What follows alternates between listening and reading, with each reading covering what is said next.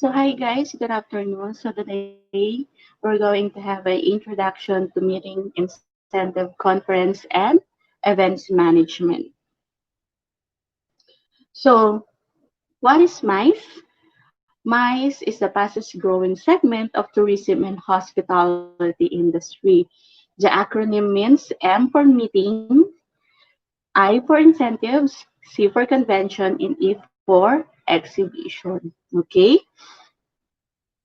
So it is passively affect other tourism sector, transportation, entertainment, accommodation, food and beverage, attraction, travel, trade due to high value, spending potential of delegates, exhibitors, and host organization. So once we are going to conduct a MICE, it is yes, positively affects the other sector of tourism. For example nga sa transportation. Siyempre, lalo na kapag malaking event, di ba? The more na marami yung taong pupunta, the more na kinakailangan nila ng transportation, of course. The entertainment. Siyempre, kung malaki rin po yung events na pupuntahan nila, there should be a entertainment purposes, di ba? Para sa ano, accommodation, of course. Kung, for example, ikaw ay taga ibang bansa, pupunta ka dito sa Pilipinas because of one specific event. So, need mo ng accommodation kung saan ka mag-stay. And of course, ito yung basic needs natin, food and beverage. Kahit saan naman, kahit mapaliit o malaking event yan, isa po yan sa parang basic needs ng mga tao. Next, of course, the attraction. Okay? So, nakakatulong yung ambience. Meron tong positive effects sa atin. And of course, the travel trade due to high value spending potential of delegates. So, pwede tayo magkaroon ng mga, kumbaga mga kilala sa larangan ng ganun. Okay? For example, magkakaroon tayo ng special events kung saan aatinan ng mga delegates or mga taong naging successful in relation dun sa topic na pag-uusapan. So, yan. Next, of course, is the exhibitor and the host organization. So, lahat yan sila. So, yung mga nasasakupan na yan ng tourism sector, okay, once we're going to conduct a MICE, it positively affects the tourism. Okay, nakakatulong sila. Okay, next is the meeting. Okay, let's proceed. M stands for meeting.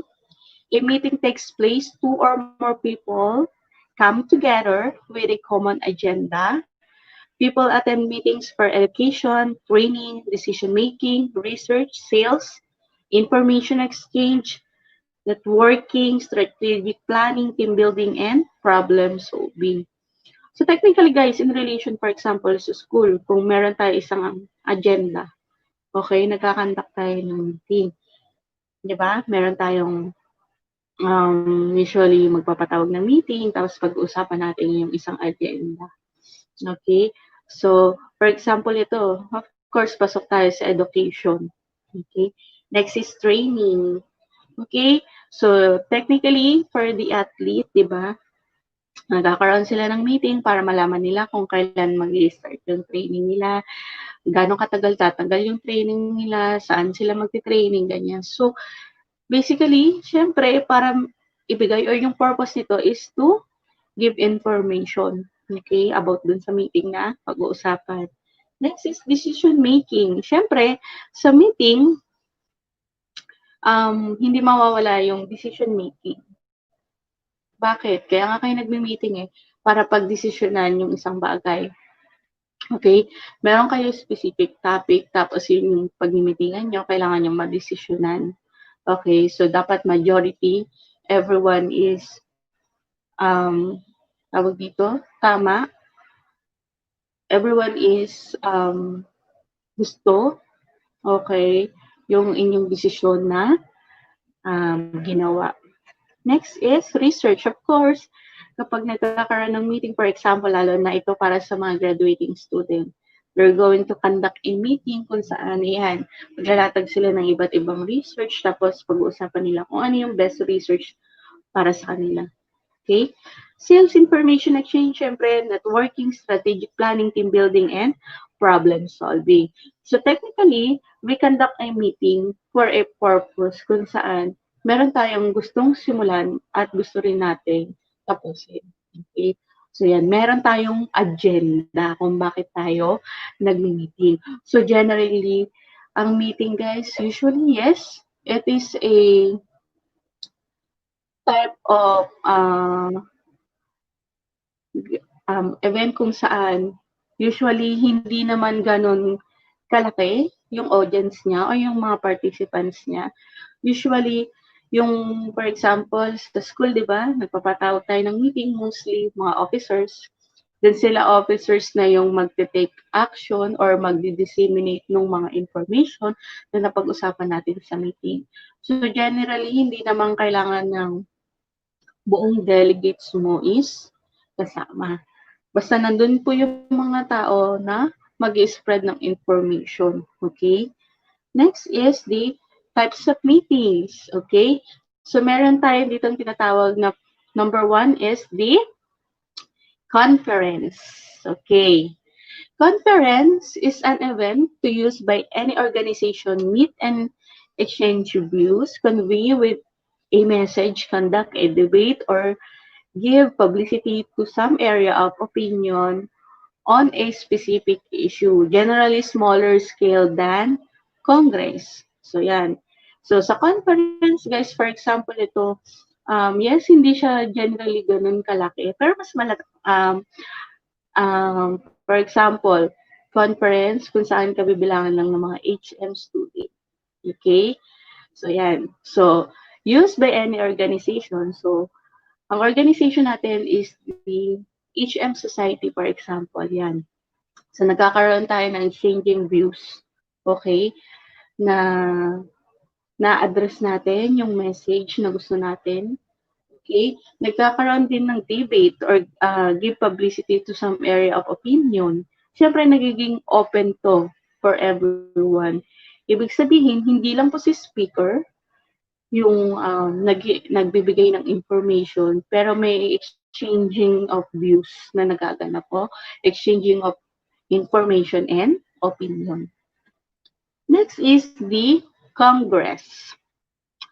Okay, Congress, the regular coming together or large group of individuals, generally to discuss a particular subject. It often lasts several days and have several stimulus session. It is also a European term for convention. Okay, so kung babalikan natin to kanina, so medyo malaki yung pagkakaiba ni conference kay Congress. Okay?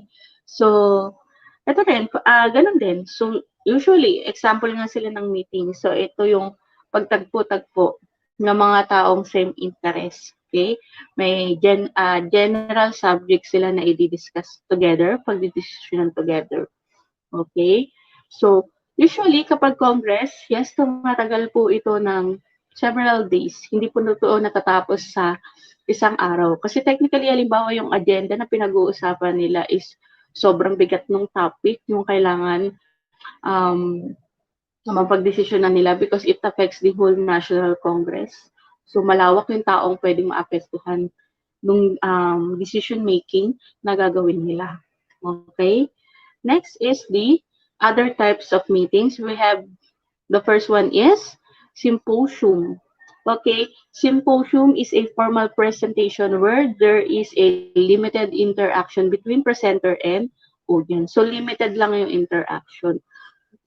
So more on sa symposium, mas maraming na-address na information si presenter or si speaker other than the representative and of course the participant. Okay, wala silang masyadong interaction. Hindi masyadong halimbawa, nagtatanong si speaker doon sa kanyang mga audience, hindi rin masyadong nagtatanong si audience doon sa speaker. So walang masyadong interaction, limited lang. Next is lecture. So sa lecture, It is an individual presentation, of course, opened by one expert where the audience can ask questions after the discussion. So technically guys, kapag nagle-lecture tayo, usually yung nagdi-discuss is master niya na yung topic na dinidiscuss niya. Okay? So expert na siya dun sa topic na dinidiscuss niya.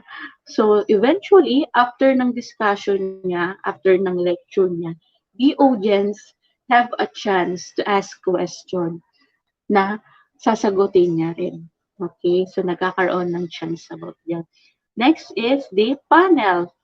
Okay, panel, two or more resource person offer their opinion on a specific topic. So technically, for example, guys, sa mga student, nakakarinig kayo ng word na panel.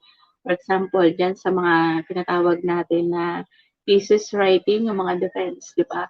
So sila panel, guys, ang role nila is tulungan kung paano mapapaganda yung, for example, yung research paper nung mga student. Okay?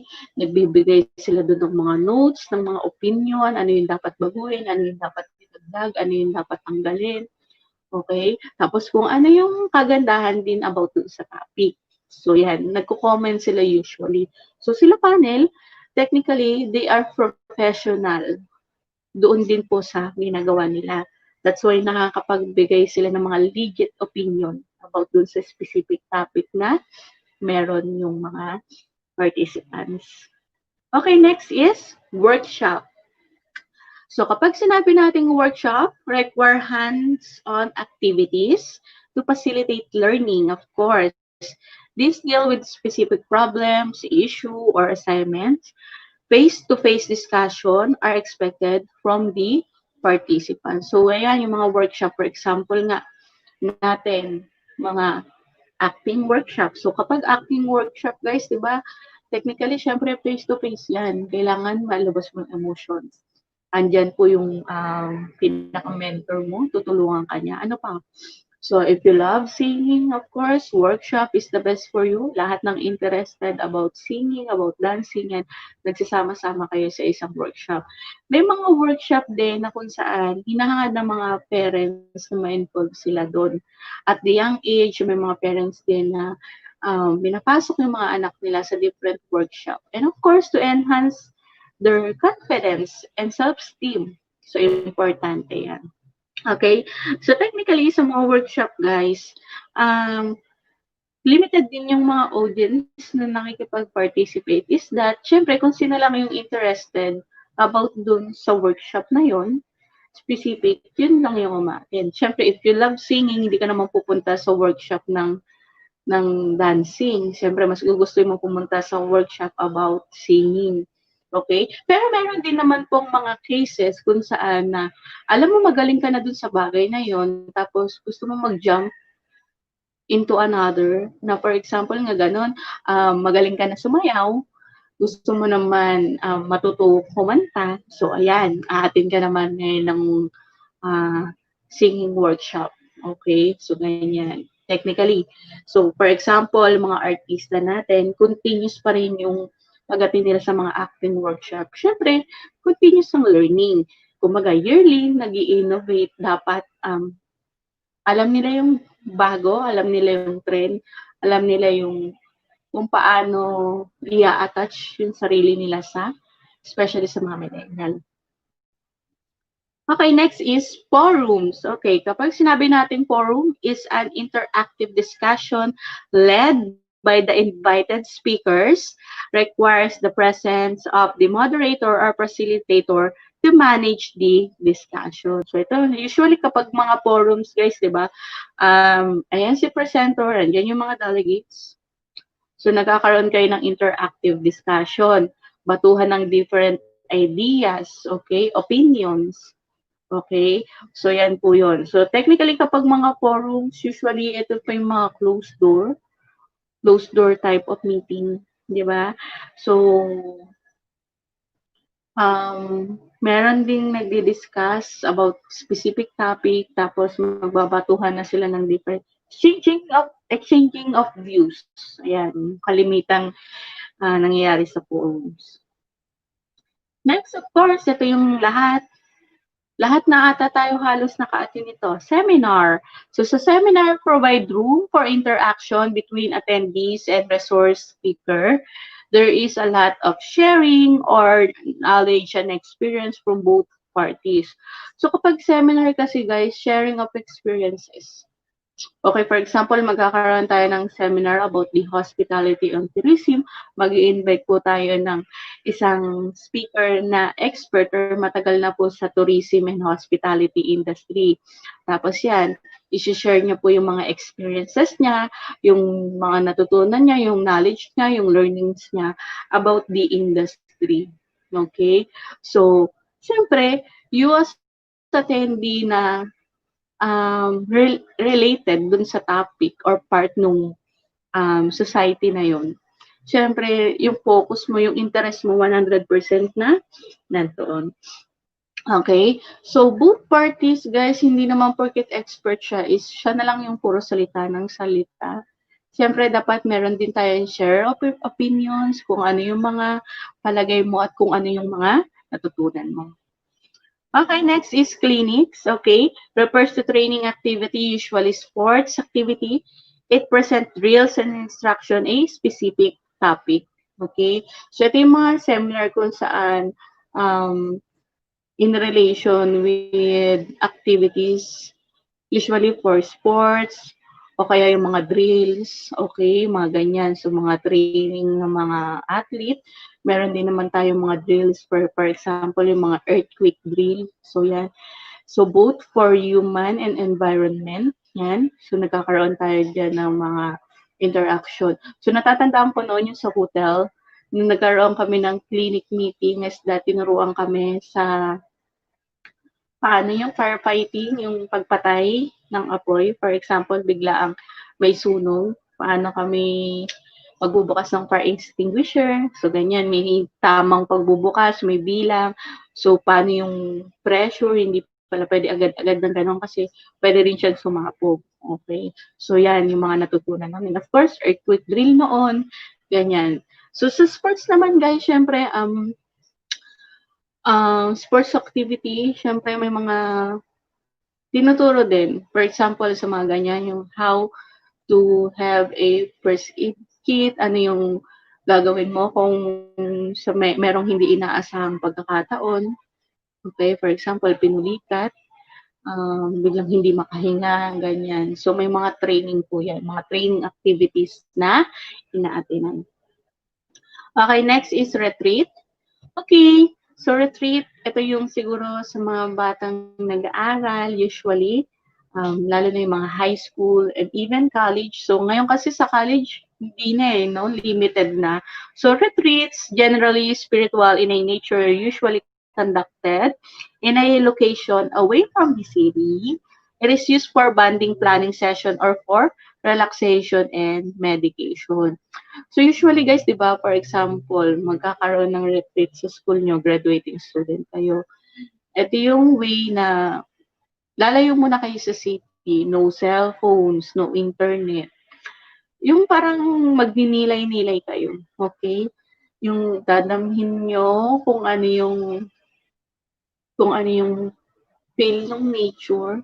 Tapos what I like about retreat is that nakakapunta ka dun sa place na yung napaka-solemn ng pakiramdam mo. Tapos yung mga retreats activities na ginagawa nyo is that yung parang nile-let go mo yung mga negatives na nangyari sa'yo, binabaon mo na. So, paano nangyari yun? Nagkakaroon kayo ng different kinds of activities. For example, yung activity ginawa namin sa retreat, nagsulat kami ng mga doubt, ng mga pagkakamali namin in one paper, tapos nilagay namin to sa isang jar, tapos binaon sa lupa. Yun, isa yun. Parang na-release mo lahat ng bigat bagong graduation. Tapos, kung halimbawa, meron kang tampuhan with your friends, yun na rin yung pagkakataon sa retreat na parang makapag-usap kayo, makapag-open up, tapos mapagbate, ganyan. And of course, retreat also is the best way kung paano tayo ilalapit spiritually with God. Maraming realization na nangyayari. So yan, kaya ganda na meron pa ring retreat. Sana sa panahon ngayon. And usually guys, totoo na maraming mga retreat place kung saan talagang ang goal nila is yung mapalapit yung mga tao na pumupunta doon with God. Okay? And of course, for medication, kasi may mga tao na gusto nila yung peaceful place kung saan feeling nila mas gumagaling sila pag sa ganung lugar sila pupunta. Okay, next is incentives. Okay, nandun na tayo sa sa MICE. Okay, incentives. An incentive is a gift for a job well done. It is also a motivational tool to encourage employees to achieve business goals such as a sale quota set by the company. So, ang incentive, guys, hindi siya masama. Nakakabuti rin siya in some ways. Okay? Para mas pagbutihan nung tao yung ginagawa niya. So, incentive is parang balik lang sa paggawa mo ng maayos, sa paggawa mo ng mabuti, or technically, for example, ito nga sa mga business goals, yung pag-abot mo ng quota mo. So, napaka-generous ng isang company na nagbibigay ng incentive. So, okay? So, kapag sinabi nating incentive, guys, syempre, it is a gift para po doon sa for a job well done. Pwede ito, it's either certification, pwedeng pera, pwedeng for travel, tapos ano pa, basta maraming kinds of incentive. Ito lang po yung parang given back way kung ano yung ibinigay mong maganda for the company itself.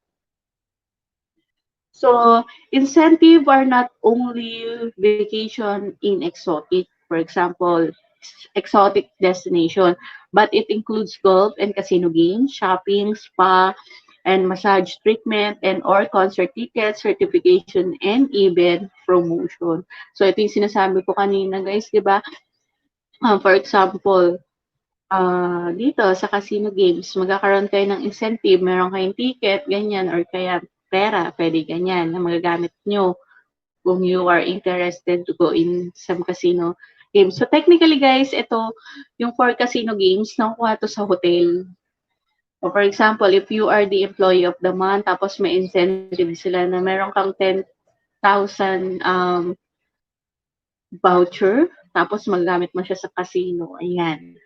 So, technically, sa hospitality and tourism industry, hindi naman natin tinitingnan talaga yung casino games sa sugal. Some people point out that it is also a form of relaxation. Okay? So, ano pa? Mas shopping, ayan, yung mga gift certificate na pwede niyong gamitin sa mga shopping mall. Siyempre, for example, lalo sa mga nanay, tuwang-tuwa sila pag nakakakuha sila ng mga gift certificate. Siyempre, ano na yan, nakalibre ka na, di ba? For example, lalo na sa mga grocery, mga gift certificates sa grocery, meron naman po yung sa isang brand ng damit, ayan, pwede mong bilhin yan, pwede mong gamitin yung certificate na yun o as your money. Next is spa and massage. Of course, meron ding incentive kung saan may partner company si company nyo, kung saan yan, pwede kang magpa-massage and magpa-spa. Kasi, halimbawa, naniniwala si company mo na kailangan mo ng treat, ng pahinga, ganyan. So, yan, may spa and massage. Tapos, next is the concert ticket. So, technically, guys, di ba, kapag concert, bihira lang naman yung nakaka-attend, yung talaga may pambili ng ticket. So, technically, kahit sa mga hotel, yan, binibigyan din yan. Mga concert ticket na yan ng incentive. And of course, certification and even promotion.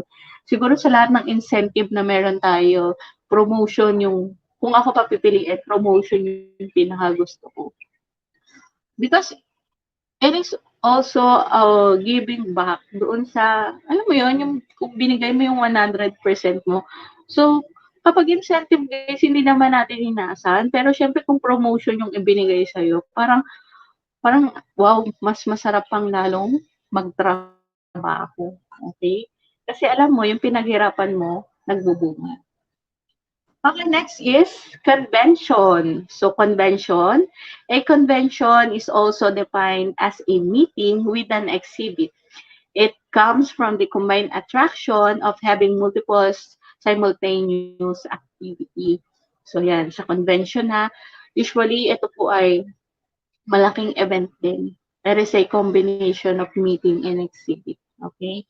So, pinag-combine sila. Attraction of having multiple simultaneous activity. So, usually guys, sa convention, meron dun mga forums na, meron dun mga tawag dito, seminars na ginaganap. Meron din mga sellings of products. Ano pa, may mga pag-game sila, may pag-giveaways din sila. So, isa siyang malaking event kung saan marami yung pwede mong gawin. Hindi ka lang technically nakaupo para makinig lang po dun sa speaker. So maraming activity usually. Okay, during our time, lagi po kaming umaati ng convention sa MOA. It is a convention about tawag dito, entrepreneurship. Ayan. So nagkakaroon ng pagkakataon kami na ma-meet, marinig yung mga ang tawag dito, mga story ng speaker kung paano sila naging successful entrepreneur.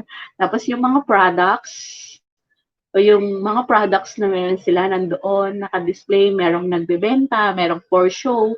So yan.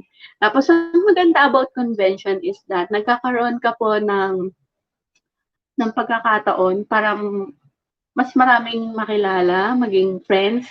Okay. Tapos meron ding mga pagkakataon na kapag umating ka sa convention is that um, alam mo yun, yung mismong halimbawa, ikaw ay nag-i-introduce ng product mo sa market. Tapos, nakahanap ka na magiging partner mo, ganyan, na siya yung magbo-boom ng business, magko-combine kayo ng dalawa.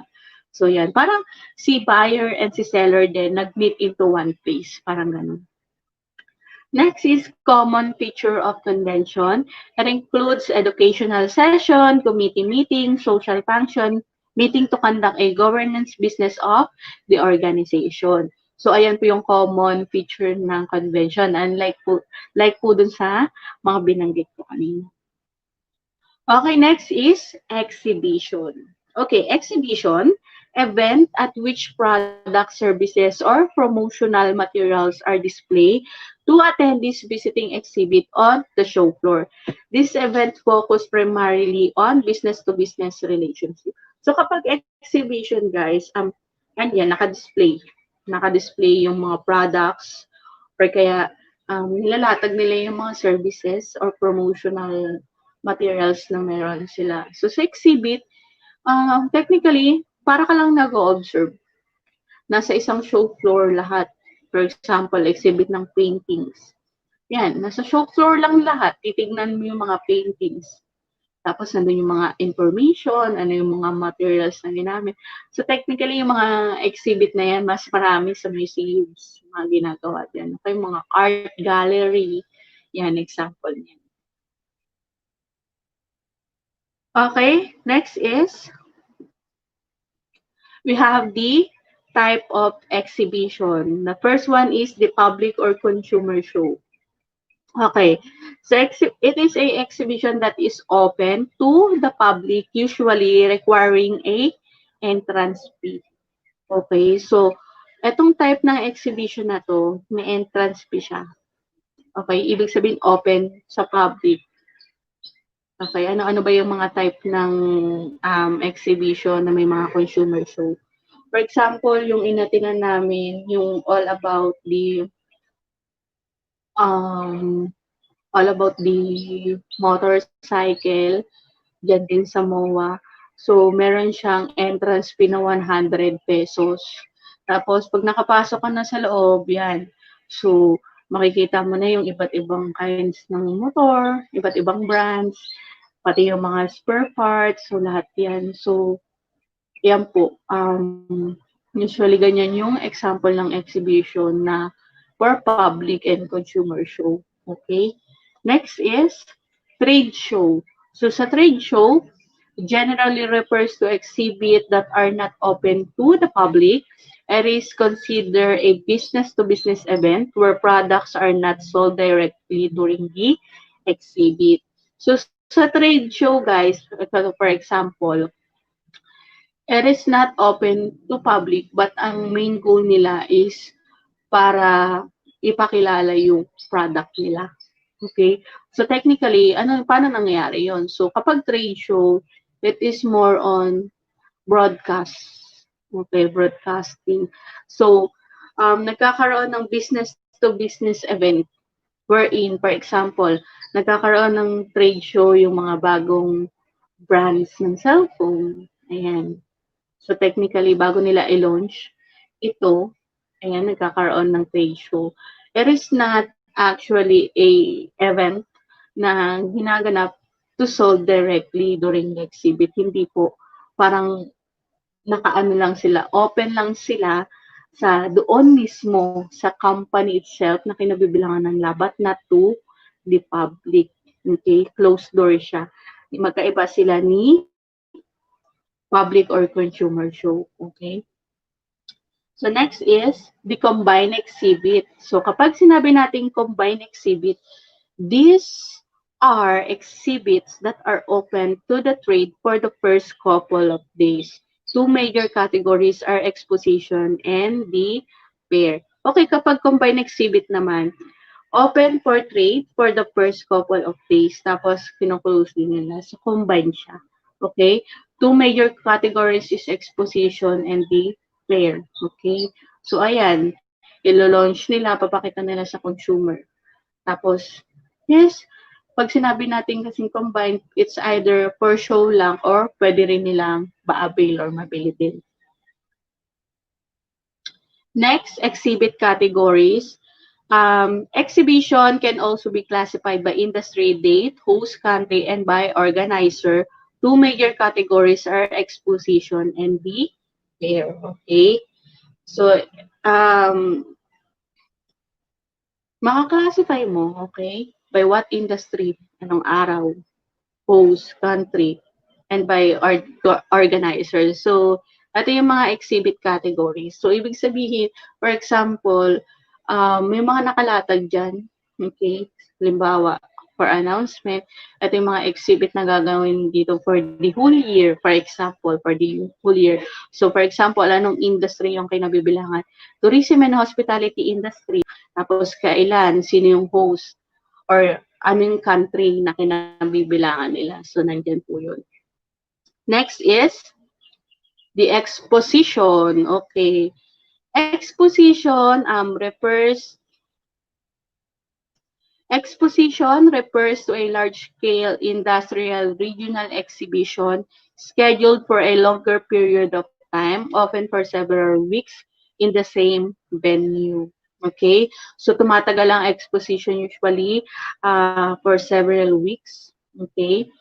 Mas mahaba yung kanyang ina-expend na time. Okay? So, larger scale ng industrial yung target niya. Okay? Regional exhibition schedule for a longer period of time. So, malawak siya. Ibig sabihin, tumatagal siya. So, for example, magkakaroon tayo ng exposition for 2 weeks. Pero in the same place lang naman for the same venue. So, meron silang specific topic na pag-uusapan doon. Okay? So, yes, it's either malawak yung sasakupan ng exposition. Okay? Next is fair. Okay. Kapag sinabi natin fair, is defined as occasional meeting or buyers and seller, especially to trade. These are categorized into 5 sector. The first one is the consumer goods. The second one in industrial goods and services. The third one is food and marine sector. And the fourth one is information technology and home and life fashion. So, consumer goods, syempre, usually ano yung kailangan nilang consumer, okay? Sa fair, si buyer and seller, yan, nagmi-meet din sila for trade, okay? So, for example, consumer goods yung iti-trade nila. Okay? Pwede din industrial. Industrial good and services yung i-offer nila sa'yo. Tapos, food and marine sector. Ayan. Kakasama din sila. And of course, information technology and home and life passion. So, so technically guys, yung mga interested about doon, sila yung buyers and of course seller, nakadepende sa kanila kung anong isi-sell nila. So, ayan nga, naka-sector sila. For example, yung mga consumer goods, meron din tayo industrial goods, services, food and marine sector, information technology, and home-based lifestyle. So, siyempre, for example, home and life fashion. So, anything na kagamitan for the house or mga damit for fashion, nandiyan, meron dyan, information technology. Of course, yan sa mga systems, computers, and food and marine sector, of course, the food and beverage, then the marine sector, nag-combine sila. Okay? Into one specific date. So, usually dito sa Pilipinas, walang masyadong fair na kinakandak sa atin. It is more on mas ini-embrace natin yung convention, okay? Convention, trade show, yan. Yan yung kalimitan na meron tayo dito sa Philippines na ina-attenan or sine-celebrate. So, usually dito sa Bulacan kasi sa atin wala. Pero sa Manila banda, doon lagi. That's why, kaya nga kung interested ka about dong sa tawag na yung event na yon, pumupunta ka pa kahit sa malayong lugar ka. Technically because it is being celebrated at the same place. Hindi sila umaalis doon. For example nga, magkakaroon ng mga trade show once a year. Tapos may specific sila na ibebenta, 'di ba? May specific silang ibebenta. So lahat ng interesado about dun sa product na yun magsasama-sama into one place. So usually tatagal ng ilang araw. So hindi ito natatapos ng isang araw lang. So usually tumatagal talaga to ng ilang araw para ma ma-accommodate nila yung dami ng tao na galing pa sa iba't ibang lugar. So yung fair kasi technically hindi siya usually na dito sa Pilipinas, hindi siya masyadong ano. Pero syempre nagkakandak pa rin tayo ng different kinds of fair, okay? Especially to trade, okay? Makikipagpalitan tayo, ganyan. Okay? So, that's it. The end of our lesson 1, okay? HM third year. So thank you and God bless guys. So um I'm going to send also the copy of the PowerPoint, okay, para mas mabalikan nyo pa yung mga topic na diniscuss natin for today. So ipe-paste ko siya through Edmodo and as well isa-send ko rin po siya sa GC nyo para yung mga hindi masyadong na-update sa Edmodo is na babasa rin nila or na-download din nila yung activity na meron tayo. So by that guys, thank you and God bless.